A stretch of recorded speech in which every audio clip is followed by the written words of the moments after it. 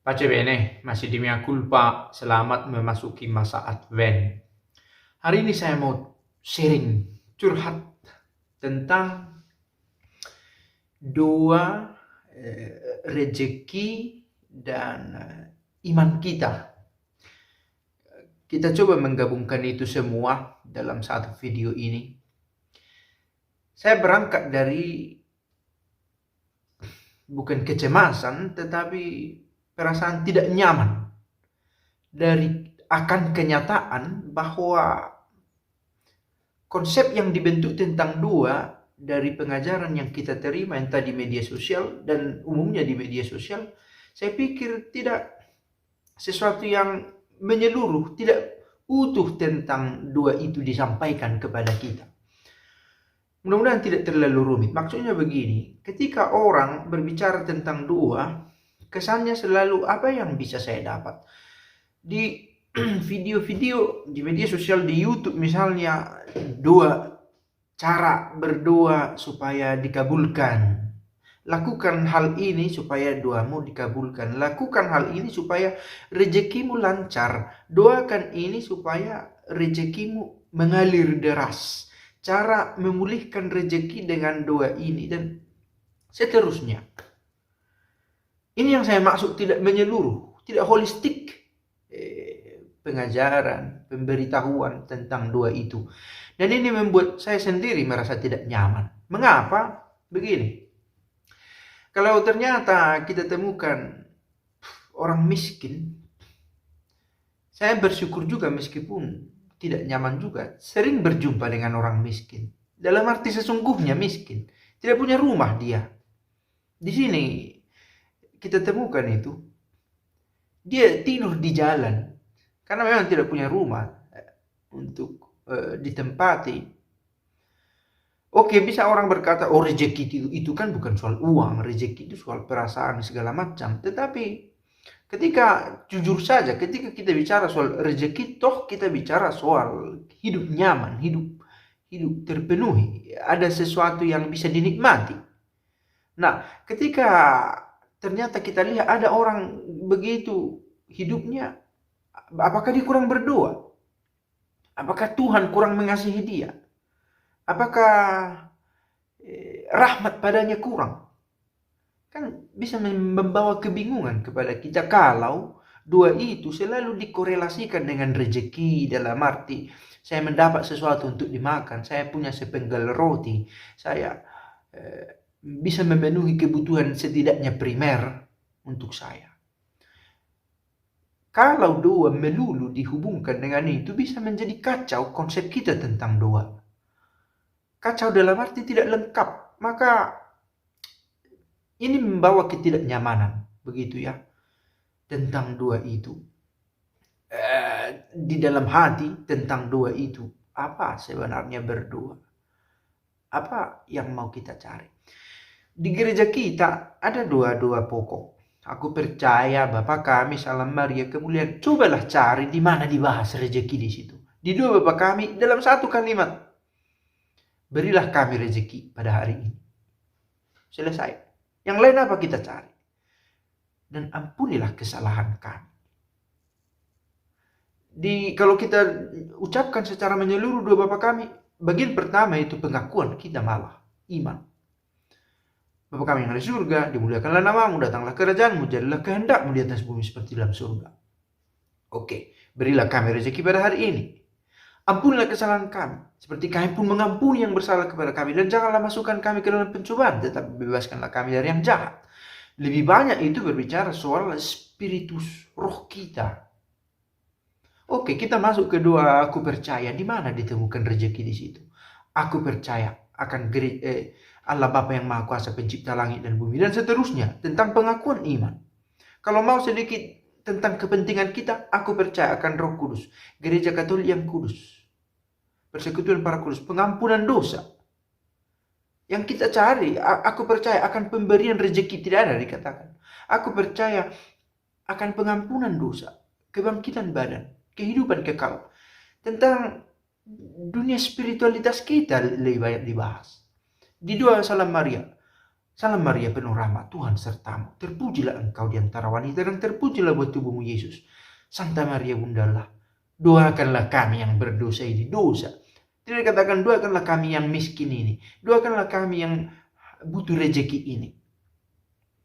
Doakanlah kami yang berdosa ini. Dosa itu terkait dengan situasi, posisi dari hidup rohani kita. Kemuliaan kepada Bapa dan Putra dan Roh Kudus seperti pada permulaan, sekarang, selalu, dan sepanjang segala abad. Amin. Pengakuan iman. Tetapi ketika orang menjelaskan doa di media sosial,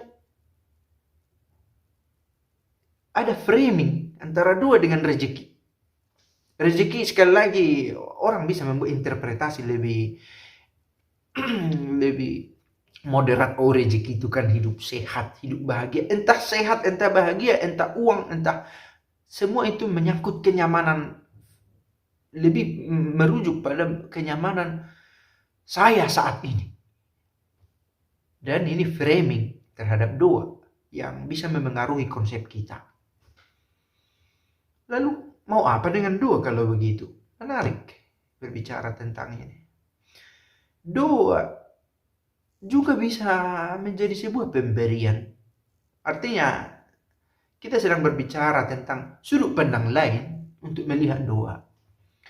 Doa itu kalau mau lebih luas, ya chiacchierere, bercakap-cakap dengan Tuhan. Entah kau mau meminta rezekimu, entah kau mau curhat benci kamu kepada seseorang, berceritalah dalam doa. Entah kamu merasa berdosa tapi malu mengakuinya kepada temanmu, akui dalam doa. Entah kamu punya harapan, sampaikan dalam doa. Kalau mau rezeki, bekerjalah, berbuat baik. Tetapi dalam doa yang kita minta bukan hanya ini saja. Kalau meminta atau memberi bisa juga. Nah, ini sesuatu yang menarik. Doa adalah sebuah pemberian juga.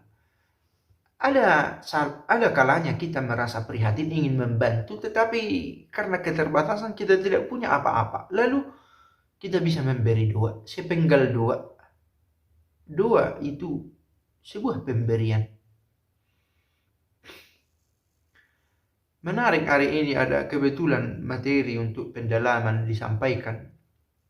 Di mana kita bertemu dengan Tuhan, dan apa yang bisa kita alami dalam pertemuan itu? Nel cuore, dalam hati. Apa itu hati?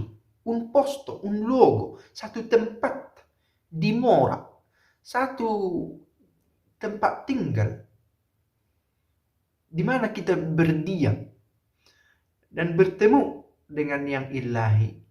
Di sana kita bisa bercakap-cakap, berkeluh kesah kalau mau keluh kesah, berbagi sukacita dengan yang ilahi itu. Kita menceritakan seseorang yang kita jumpai, yang kita sukai atau yang tidak kita sukai. Kita mohonkan bukan hanya untuk kita, tetapi untuk dia. Mendoakan orang lain, saya pikir sebuah opsi juga. Mendoakan orang lain. Kadang kita juga tidak yakin ya, apakah doa saya ini manjur atau tidak. Cukup pandaikah saya berdoa? Kadang kita bisa ragu, tetapi dalam keraguan itu tidakkah kita lebih baik berdoa daripada tidak berdoa sama sekali?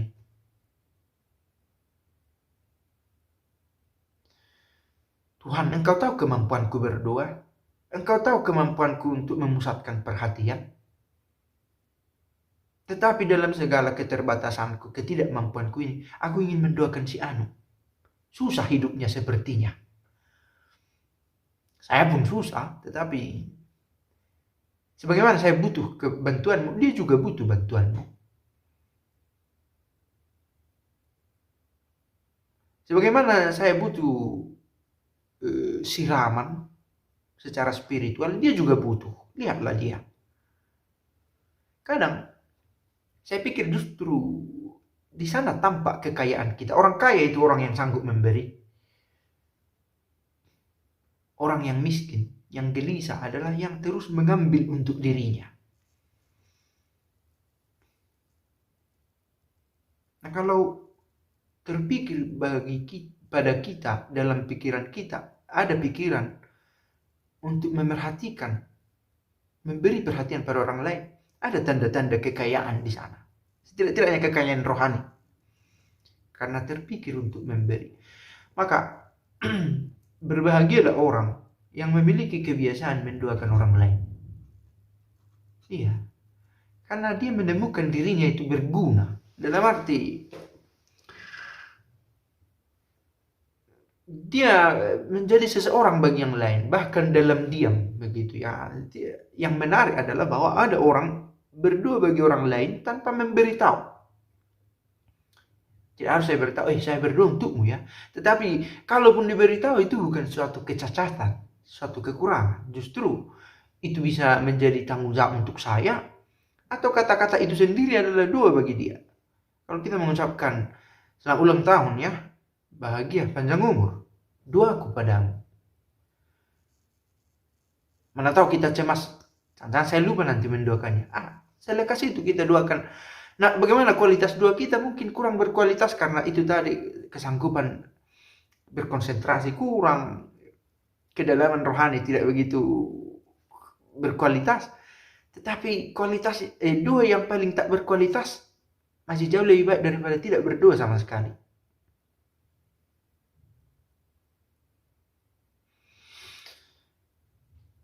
Saya pikir berdoa itu kebutuhan setiap orang, lintas zaman, lintas agama. Berdoa itu makanan juga untuk rohani kita.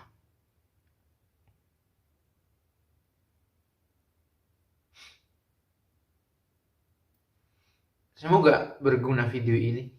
Kalaupun tidak begitu efektif, sekurang-kurangnya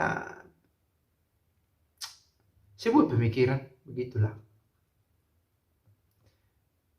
Pace bene.